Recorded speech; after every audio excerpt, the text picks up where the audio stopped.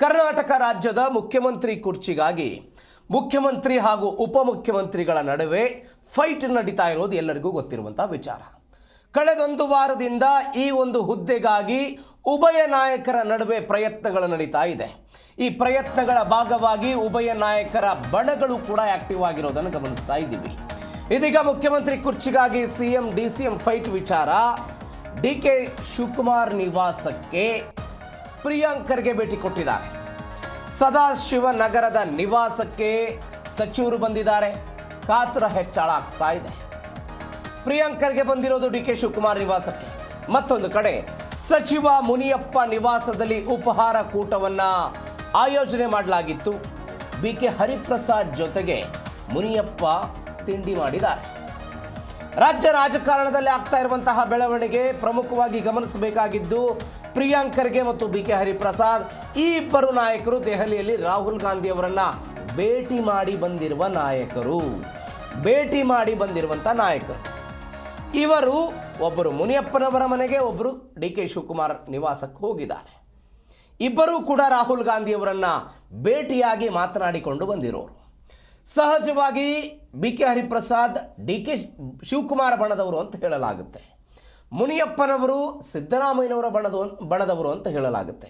ಆಹಾರ ಮತ್ತು ನಾಗರಿಕ ಸರಬರಾಜು ಇಲಾಖೆ ಸಚಿವರಾಗಿದ್ದಾರೆ KH ಮುನಿಯಪ್ಪ. ಅವರ ನಿವಾಸಕ್ಕೆ ಬಿಕೆ ಹರಿಪ್ರಸಾದ್ ಹೋಗಿದ್ದಾರೆ. ಮತ್ತೊಂದು ಕಡೆ ಪ್ರಿಯಾಂಕರ್ಗೆ ರಾಹುಲ್ ಗಾಂಧಿ ಅವರನ್ನ ದೆಹಲಿಯಲ್ಲಿ ಭೇಟಿ ಮಾಡಿ ರಾಜ್ಯದ ಬೆಳವಣಿಗೆಗಳ ಬಗ್ಗೆ ಮಾತನಾಡಿಕೊಂಡು ಬಂದಿದ್ದರು. ಅವರು ಡಿಕೆ ಶಿವಕುಮಾರ್ ನಿವಾಸಕ್ಕೆ ಹೋಗಿದ್ದಾರೆ. ಮತ್ತೊಂದು ಕಡೆ ಇದೇ ನಾಯಕತ್ವ ವಿಚಾರಕ್ಕೆ ಸಂಬಂಧಪಟ್ಟಂತೆ ಹೈಕಮಾಂಡ್ ಸಭೆ. ಮಲ್ಲಿಕಾರ್ಜುನ್ ಖರ್ಗೆ ಸಾಹೇಬರು ಹೇಳಿದರೆ ಸಭೆ ಆಗುತ್ತೆ. AICC ಅಧ್ಯಕ್ಷರು ಕರೆದ್ರೆ ಎಲ್ಲರೂ ಹೋಗ್ತಾರೆ. ಅವರಲ್ಲಿ ಯಾರನ್ನೆಲ್ಲ ಕರೀತಾರಲ್ಲ ಅವರೆಲ್ಲರೂ ಕೂಡ AICC ಕರೆದ್ರೆ ಸಭೆಗೆ ಹೋಗ್ತಾರೆ.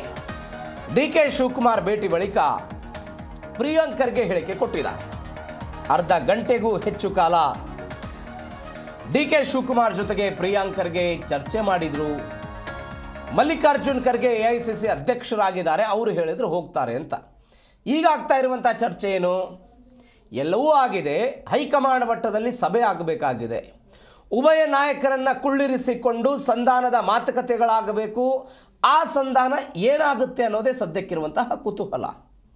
ಒಂದು, ಸಿದ್ದರಾಮಯ್ಯನವರನ್ನೇ 2028ರ ತನಕ ಮುಂದುವರಿಸ್ತಾರೋ ಅನ್ನೋದು, ಅಥವಾ ಎರಡನೇ ಆಪ್ಷನ್ ಆಗಿ ಡಿಕೆ ಶಿವಕುಮಾರ್ ಅವರಿಗೆ ಒಂದು ಆಪ್ಷನ್ ಅನ್ನ ಅಧಿವೇಶನ ಆರಂಭವಾಗುವುದರ ಒಳಗಾಗಿ, ಅಂದರೆ 8ನೇ ತಾರೀಕಿನ ಒಳಗಾಗಿಯೇ ಕೊಡ್ತಾರಾ ಅನ್ನುವಂಥದ್ದು ಒಂದು.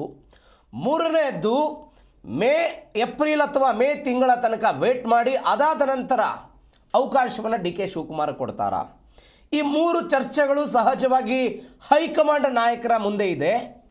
ಹೈಕಮಾಂಡ್ ನಾಯಕರು ಯಾವ ನಿರ್ಣಯವನ್ನು ತೆಗೆದುಕೊಂಡರೂ ಕೂಡ ಅದಕ್ಕೆ ಸಿದ್ದರಾಮಯ್ಯನವರು ಮತ್ತು ಡಿಕೆ ಶಿವಕುಮಾರ್ ಅವರ ಪ್ರತಿಕ್ರಿಯೆಗಳು ಏನಿರುತ್ತೆ ಅನ್ನೋದು ಸದ್ಯಕ್ಕಿರುವಂತಹ ಕುತೂಹಲ.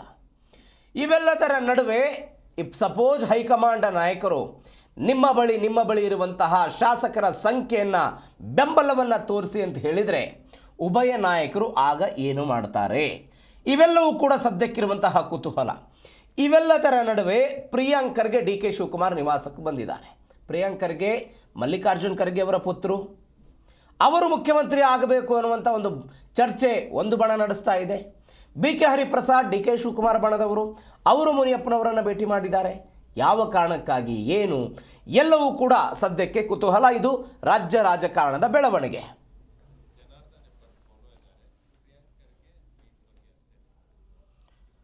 ಎಸ್, ಈ ಬಗ್ಗೆ ಹೆಚ್ಚಿನ ಡೀಟೇಲ್ಸ್ ಕೊಡ್ತಾರೆ ನಮ್ಮ ಪ್ರತಿನಿಧಿ ಜನಾರ್ದನ್ ಹೆಬ್ಬಾರ್ ಫೋನ್ ಸಂಪರ್ಕದಲ್ಲಿದ್ದಾರೆ. ಜನಾರ್ದನ್, ಪ್ರಿಯಾಂಕರ್ಗೆ ಇತ್ತೀಚೆಗಷ್ಟೇ ರಾಹುಲ್ ಗಾಂಧಿ ಅವರನ್ನು ಭೇಟಿ ಮಾಡ್ಕೊಂಡು ಬಂದಿದ್ರು. ಇದೀಗ ಡಿಕೆ ಶಿವಕುಮಾರ್ ಅವರನ್ನು ಭೇಟಿಯಾಗಿದ್ದಾರೆ. ಏನಿರಬಹುದು, ಏನಿದ್ರ ಗುಟ್ಟು, ಭೇಟಿಯ ಗುಟ್ಟು? ನಿಜಕ್ಕೂ ಇಲ್ಲಿ ಕುತೂಹಲ ಮೂಡಿಸ್ತಾ ಇದೆ ದಿನದಿಂದ ದಿನಕ್ಕೆ. ಯಾಕಂದ್ರೆ ಒಂದೊಂದು ನಾಯಕರು ಒಂದೊಂದ್ ಕಡೆ ಭೇಟಿಯಾದಾಗ ಏನ್ ಮೆಚ್ಚತೆ ಆಗಿರ್ಬೋದು, ಏನ್ ನಡೀತಾ ಇದೆ ಅನ್ನೋ ಕುತೂಹಲ ಅನ್ಸುತ್ತೆ. ಇವತ್ತು ಪ್ರಿಯಾಂಕ್ ಖರ್ಗೆ ಅವರು ಕೂಡ ಡಿಕೆ ಶಿವಕುಮಾರನ್ನ ಭೇಟಿ ಮಾಡಿದ್ದಾರೆ. ಭೇಟಿ ಮಾಡಿ ಸುಮಾರು ಅರ್ಧ ಗಂಟೆಗಳ ಕಾಲ ಮಾತುಕತೆಯನ್ನ ಮಾಡಿದ್ದಾರೆ. ನಿನ್ನೆ ಡಿಕೆ ಶಿವಕುಮಾರ್ ಖಾಸಗಿ ಕೆಲಸದ ನಿಮಿತ್ತ ಅಂತ ಹೇಳಿ ಮುಂಬೈಗೆ ಹೋಗಿದ್ದಾರೆ. ಅವ್ರು ಯಾರನ್ನೇ ಭೇಟಿ ಆಗಿದ್ರು, ಏನ್ ಖಾಸಗಿ ಕೆಲಸ ಇತ್ತು ಅದು ಕೂಡ ಸ್ಪಷ್ಟವಾಗಿ ಮಾಹಿತಿ ಇಲ್ಲ. ಅಂದ್ರೆ ಅವ್ರೊಂದ್ ಕಡೆ ಹೋಗಿ ಬರ್ತಾರೆ. ಹೋಗಿ ನಂತರದಲ್ಲಿ ಪ್ರಿಯಾಂಕ್ ಖರ್ಗೆ ಅವರು ಹೋಗಿ ಅವ್ರನ್ನ ಭೇಟಿ ಮಾಡ್ತಾರೆ, ಮಾತುಕತೆ ಮಾಡ್ತಾರೆ. ನಿನ್ನೆ ಮಲ್ಲಿಕಾರ್ಜುನ್ ಖರ್ಗೆ ಅವರು ಮಾತಾಡ್ತಾ ದೆಹಲಿಯಲ್ಲಿ ವಿಚಾರವಾಗಿ ಚರ್ಚೆ ಮಾಡ್ತೀವಿ, ಸಭೆ ಮಾಡಿ ಅಲ್ಲಿಯೂ ಕೂಡ ಕರೆಸ್ಕೊಳ್ತೀವಿ, ನಾಲ್ಕೈದು ಪ್ರಮುಖರನ್ನ ಕರೆಸಿ ಮಾತುಕತೆಯನ್ನು ಮಾಡ್ತೀವಿ ಅಂತ ಹೇಳಿದ್ದಾರೆ. ಇದರಲ್ಲಿ ಪ್ರಿಯಾಂಕ್ ಖರ್ಗೆ ಮತ್ತು ಡಿ ಕೆ ಶಿವಕುಮಾರ್ ಅವರಿಗೆ ಮಾತುಕತೆ ಮಾಡಿರೋದು ಬಹಳ ಕುತೂಹಲಕ್ಕೆ ಕಾರಣವಿದೆ. ಯಾಕಂದ್ರೆ ಇಲ್ಲಿ ಪ್ರಿಯಾಂಕ್ ಖರ್ಗೆ ಕೇವಲ ಸಚಿವ ಮಾತ್ರ ಅಲ್ಲ, ಎಐಸಿಸಿ ಅಧ್ಯಕ್ಷ ಮಲ್ಲಿಕಾರ್ಜುನ ಖರ್ಗೆ ಅವರ ಮಗ ಕೂಡ ಆಗಿದ್ದಾರೆ. ಹಾಗಾಗಿ ಆ ಒಂದು ವಿಚಾರದಲ್ಲಿ ಮಾತುಕತೆಯನ್ನು ಆಡುವಂತ ಸಾಧ್ಯತೆ ಇದೆ. ದೆಹಲಿಗೆ ಹೋಗಿ ಮಾತುಕತೆ ಆಡುವ ಸಂದರ್ಭದಲ್ಲಿ ಏನೆಲ್ಲ ಆಗ್ಬೋದು, ಯಾಕಂದ್ರೆ ಸಿದ್ದರಾಮಯ್ಯ ಕೂಡ ಪ್ರಿಯಾಂಕ್ ಖರ್ಗೆ ಹತ್ರವಾಗಿದ್ದಾರೆ, ಅಲ್ಲಿಂದ ಕೂಡ ಒಂದಿಷ್ಟು ಸಂದೇಶವನ್ನು ಹೊತ್ಕೊಂಡ್ ಬಂದಿರ್ತಾರೆ.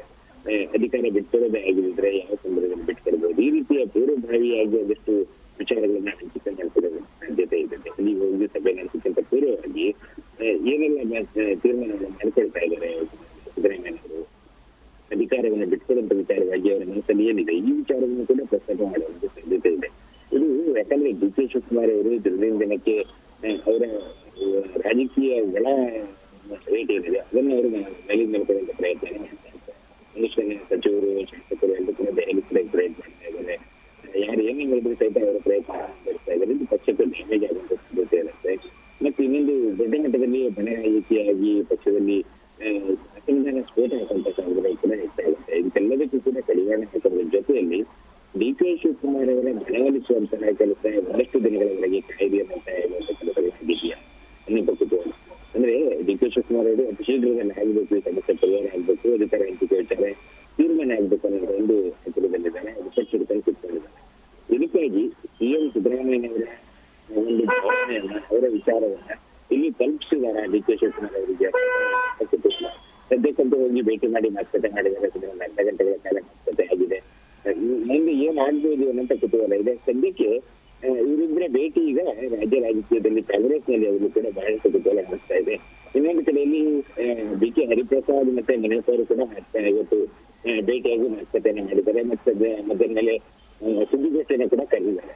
ಸೊ ಇಲ್ಲಿ ದಿನದಿಂದ ದಿನಕ್ಕೆ ಒಂದಷ್ಟು ಬೆಳವಣಿಗೆಗಳು ತೀವ್ರಗತಿಯಲ್ಲಿ ಆಗ್ತಾ ಇದೆ. ಏನಾಗುತ್ತೆ ಮುಂದೆ, ದೆಹಲಿಗೆ ಹೋಗುವ ಮುಂಚಿತವಾಗಿ ಇನ್ನೂ ಎಷ್ಟು ಜನ ಈ ರೀತಿ ಮಾತುಕತೆ ಮಾಡಬಹುದು, ಏನೆಲ್ಲ ಸಿದ್ಧತೆಗಳನ್ನ ಮಾಡ್ಕೊಳ್ಬಹುದು ಅಂತ ಕುತೂಹಲ ಕಾಣಿಸ್ತಾ ಇದೆ. ದೆಹಲಿಗೆ ಹೋಗುವವರೆಗೂ ಸಹಿತ ಈ ರೀತಿಯ ಬೆಳವಣಿಗೆಗಳನ್ನ ನಿರೀಕ್ಷೆ ಮಾಡ್ತಾ ಇರಬಹುದು ಈ ಒಂದು ವಿಚಾರದಲ್ಲಿ. ಓಕೆ ಜನಾರ್ದನ್, ಥ್ಯಾಂಕ್ ಯು ನಿಮ್ಮೆಲ್ಲ ಡೀಟೇಲ್ಸ್ಗೆ.